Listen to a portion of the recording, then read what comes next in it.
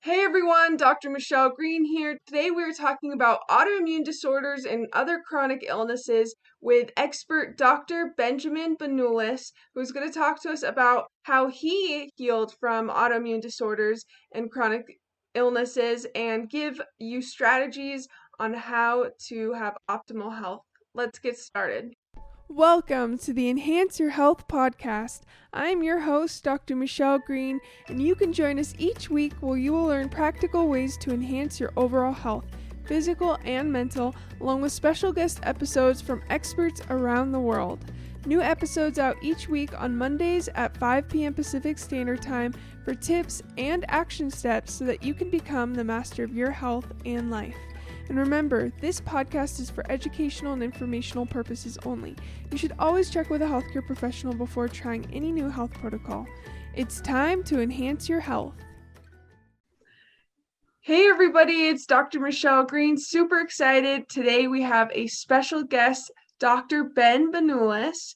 He works with people with autoimmune conditions to conquer their condition once and for all. Because most are sick of dealing with chronic pain, chronic fatigue, and medication side effects that only make them worse, he helps them create health instead of trying to fight disease so that they actually get well and reverse their disease instead of spending their life on the medical hamster wheel. And he is a huge proponent of plant-based diet and having a plant-based diet as well. I'm super excited to have Dr. Ben. Welcome. Hey, thanks for having me, Dr. Green. Real excited to be here. Absolutely. Let's get started with our quote of the week. This week's quote is actually by Albert Einstein. Albert Einstein said, "Nothing will benefit human health and increase the chances of survival of life on Earth as much as the evolution to a vegetarian diet." So I thought that was a really good quote today by the one and only Albert Einstein. So let's get started, Dr. Ben. Why don't you start off by sharing a little bit about your story, a little background? Sure. I got into all of this kind of by accident. It wasn't like, oh, I think I'll do autoimmune disease. Like, that sounds cool. That sounds like a fun, profession to be in. It was more, I was living my life doing other things, got really sick. This was about 10 years ago, and went down the medical route. I had really bad chronic fatigue, really bad chronic muscle pain, really bad digestive issues, really bad skin issues. And I didn't really know what was wrong, and I couldn't really pinpoint anything. And when I started going to doctors, they couldn't really tell me what was wrong. No one could really give me like a firm diagnosis. They would prescribe different drugs and send me to different specialists and run different labs and run different tests and not really come up with much. And even do the old, oh, hey, guess what? We pulled up all your lab work and everything looks normal, so you're fine. Actually just had that with my dog this week. I said, oh, we ran all the labs on your dog and he's fine. Well, no, he's been coughing. So, I still had all these symptoms that weren't really getting better, even with, the medications I was being put on. And I started to get really frustrated because it was like I had health insurance, so it wasn't costing me a lot of money. But it was definitely costing me a lot of time and frustration. It's like, okay, well, send you to the next guy, and no one can give me the answers. I'm not getting any better. And I'm investing all this time talking to these people who are, getting paid to basically do nothing. And so eventually I was like, okay, I got to figure this out on my own, because these people are just never going to figure out the problem, and no one is ever going to really take ownership of it. They're always just going to go, well, I don't know, so I'll just refer you to this guy. There was no one who was like, Ben, we don't know what's wrong, but we're gonna sit down, we're gonna figure it out. So I just started investigating on my own and reading up and reading books, watching documentaries, reading science articles, trying to figure out okay, what was really going on, what was the cause of all this, and how is there some way to get well? Because I was really just invested in the medical model. I was really thought of the mindset that okay, you don't feel good, you're sick, you're unwell in some way, you go to the doctor and they ask you about it, and they do an exam on you, and maybe they run some lab work, but they do all their doctor stuff and they figure it out. They diagnose you with a disease or maybe a few diseases. And then they go, okay, well then if you have disease A, well then the cure is pill B. And so then they prescribe pill B. And I didn't even get to diagnosis of disease A. They just kind of went, well, we'll throw pills X, Y, and Z at you and, just see what happens, right? And so I had just kind of expected that that worked across the board, no matter what health condition you had. You went to a doctor, they diagnosed you, and then they cured you. And I come to find out that not only did that not happen for me, but it rarely happens. And so I started reading more about like how, oh, if you ate healthier, that like a lot of these things like this fatigue and chronic pain and digestive problems can improve. And at first I was kind of like, yeah, well, that's nice, but I'm never doing that.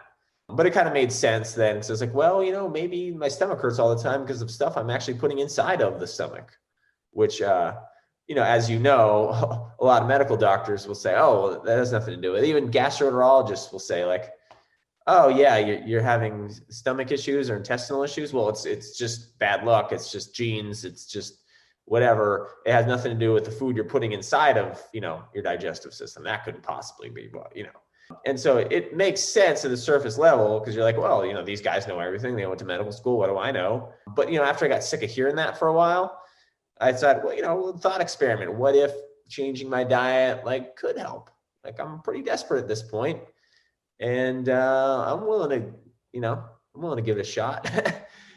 Even though it was really like I lived on like a steady diet of like burritos and macaroni and cheese and Mountain Dew. I was just like, well, I'm kind of hitting that point of what Tony Robbins calls emotional leverage, where the pain of staying the same becomes greater than the pain of changing. It's like, oh, changing is not looking that bad compared to like, being disabled and not being able to work. So just started making dietary changes. Like, oh, I know fruits and vegetables are health food. Like I really had no context. I didn't like read any books on how to do it. I was just like, well, fruits and vegetables, that's got to be good for you, right? So, but I still had this like microwave mentality. It's like, okay, well, if I use a blender, that's kind of like using a microwave because I can just basically take the food, open the door, throw the food inside, close the door, hit a button, and then a minute later, bam, food's ready. Because I had this mentality. I was lazy and didn't want to learn how to cook. And so I just started making smoothies, started feeling better, started like digestion improved, chronic pain improved, energy improved, skin improved. And I was just sort of doing that. I was really not like following any kind of protocol. Like I was just on my own. And eventually I got to the point where it was like, well, these smoothies that I'm making are kind of hit or miss. It's like sometimes they taste good, sometimes they taste pretty horrible, and so maybe I should look up recipes. And that was kind of going down the rabbit hole, unbeknownst to me. But I searched into YouTube smoothie recipes. That was kind of my introduction to plant-based nutrition, and I came across people who were like, really all about like plant-based eating, raw foods, fruits and vegetables, smoothies, green. I'd never heard of green juice before. Got introduced to that, got a juicer. Just got really sucked into it because it was making me feel better. And eventually, like, I kind of got to a point, I was like, wow, I'm like, most of my symptoms are gone. And that was kind of when I realized like, wow, this stuff really works. And so that was kind of, my journey, my health journey, at least the beginning of it. And how long ago was that? It really began about this time 10 years ago. I think I got sick like beginning of 2010, and I really started making lifestyle changes like end of 2010. Okay. And then it was like 2011, I got really serious about it.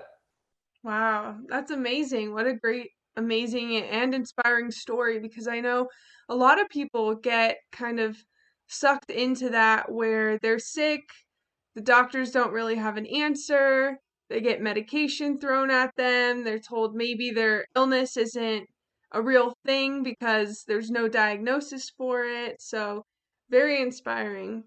It is sad because a lot of people just kind of lay down and go, okay, well, the doctor said that there's no diagnosis and there's nothing they can do. So I guess I'll just have to live a crappy life. Yeah. A lot of people just kind of accept that. And I'm really grateful that I just kind of wasn't willing to take that for an answer. But it baffles me that so many people do. Yes. And, I just think maybe they don't know that there's a better option. They just feel so, I see so many people feeling so defeated, even family members like so defeated, thinking there's no other way because these are supposed to be the experts. So that's why people like you and I do what we do to go, hey, guess what? There's options. There's options. You don't have to like be sick forever. Actually, like, and they may be wrong.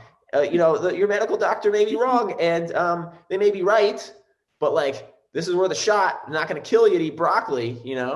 So that's kind of how I like to present things. But yeah, and family members, 10 years later, still don't want to listen. What can you do? That's exactly, you hit it right on the head. That's exactly why I do what I do and we both do what we do, to give people hope and let other people know that there's other options. So, how does a plant-based diet reverse autoimmune diseases and a lot of other chronic metabolic diseases? I know you work a lot with that. So that's an interesting question. There's multiple ways you can frame an answer to it, but basically, eating the healthiest foods provides the conditions for health, and the body has the ability to heal itself, which might seem like a foreign concept to people, or they're like, okay, the body can heal itself, but like not from like, autoimmune disease. That's if you cut your finger, like, okay, the body can heal that. You break your arm, it heals. But these severe chronic diseases, that's a different story.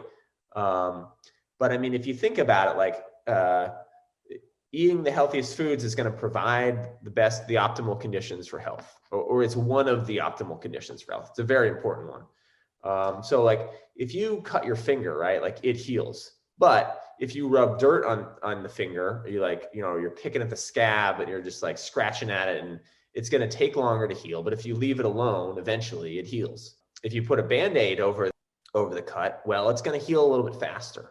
Okay, because it's essentially removing interference. Now dirt can't get in there, bad bacteria can't get in there. Maybe not all the dirt and bad bacteria, but a lot less can get in there. And so it provides this condition for the body to heal itself. You don't take off the Band-Aid when you're done and go, oh, wow, my finger's better. Fuck, the Band-Aid healed me. No, you say that out loud. People are like, well, that's ridiculous. No, that you just healed yourself, but the bandage, well, what did it do? Well, it provided the optimal conditions for your body to heal itself. It had no magical healing properties. Mm-hmm. I mean, because if it did, well, you got autoimmune disease, just wrap yourself in bandages like a mummy and then you'll get better. No, it doesn't work that way, but it provides the conditions for the body to heal itself, just as eating the optimal foods for humans, which are, things that grow out of the ground and off of a tree, are give you the best shot at healing yourself. And now, of course, there's other conditions. You need to be getting enough sleep. You need to have healthy relationships. You need to be drinking enough water. You need to be getting regular exercise. You need to be taking care of your stress and your nervous system and all that. And to heal from autoimmune disease, it's a real doozy. So you really need to implement all of that.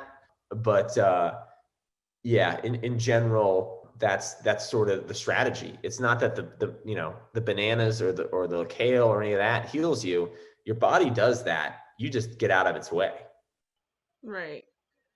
And when you're adding good things into your body, we had an episode a few weeks ago where we talked about inflammation and how certain foods can trigger inflammation and trigger stress or oxidative stress in the body. And it's like what you mentioned, picking at that scab. You don't give your body a chance to heal because it's always trying to catch up. Yeah, definitely. I mean, we can see that, when you have these inflammation causing foods, your body actually mounts an immune response to try to fight it. Okay. And so like, you'll see that people who eat a plant-based diet usually have a lower white blood cell count because their immune system's not constantly like in defense mode. And so if the immune system's constantly having to work, if the body's constantly having to fight all these things that are coming at it, well, that's less work it can do to heal you. And, as chiropractors, we tell people, like, if your body's in defense mode, like, it's not in healing mode. It can do one or the other, but it can't do both. It's good at both. But like, if you want to heal, you got to get out of defense. Right. That survive versus thrive. Yeah. Somebody wanting to go plant-based or start off kind of eating these foods that help them heal, what advice would you give them? I would give them the advice to not worry about labels. Like, am I going to be plant-based? Am I going to be, vegan? Am I going to be a raw vegan? Am I like all these names or things they could put on themselves or how they're eating?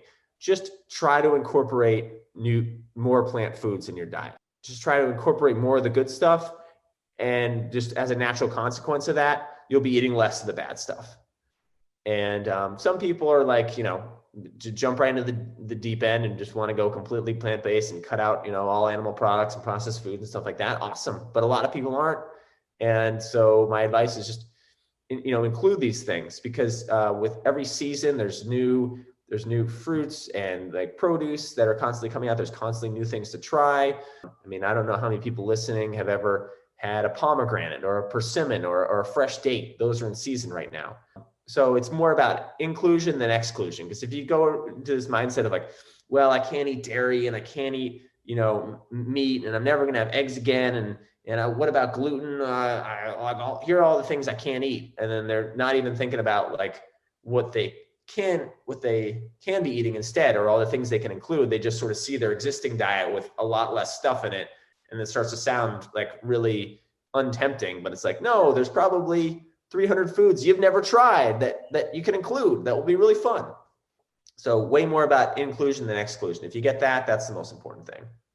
I love that. I see a lot of people getting overwhelmed, like, I could never be vegan or go plant-based, or I could never do that lifestyle. But when you break it down, and I tell my clients all the time, like, if you just add in more food, I love what you said, add in more good food, you'll have less room for the bad food. So I think that makes it a lot more manageable for people so they don't have to stick to trying to cut out all these things and not even knowing how to replace them or get the right nutrition in that way.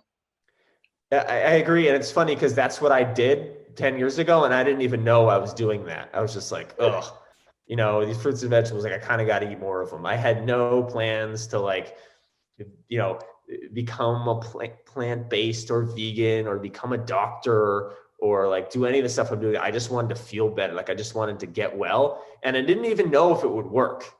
It was just like, nothing else has worked.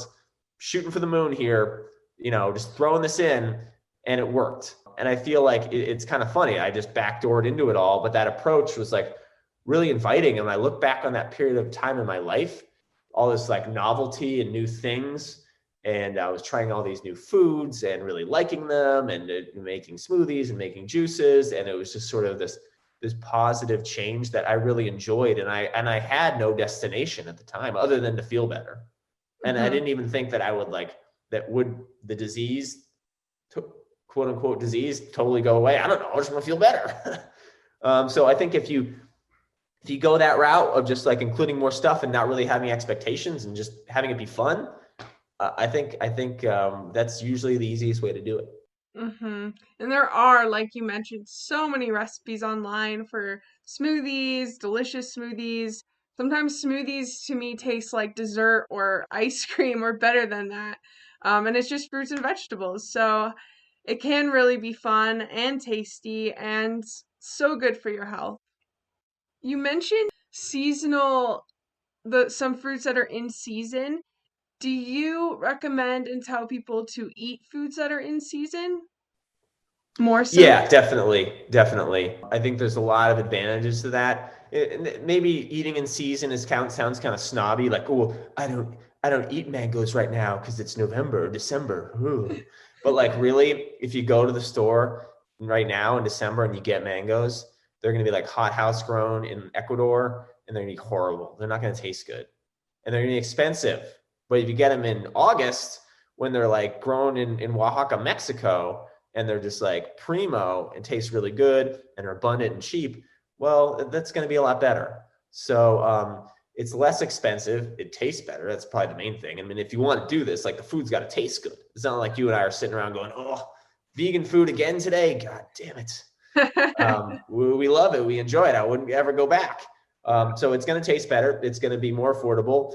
It's going to be easier to get, and it's going to be more nutritious. So it's kind of a win all around. And if you're not sure of like what's in season, you can look that up on the internet. I have a free guide that we can put a link to. It's called the Autoimmune Recovery Blueprint, and I have like the fruit seasonality, so you kind of know what's in season when. And of course, if you're in the Southern hemisphere, it's summer right now and it's totally different, but you can just kind of flip that around. So yeah, definitely a big fan of eating with the seasons, just because it's easy and it's tasty and it's the least expensive way to do it too. Great. I love that.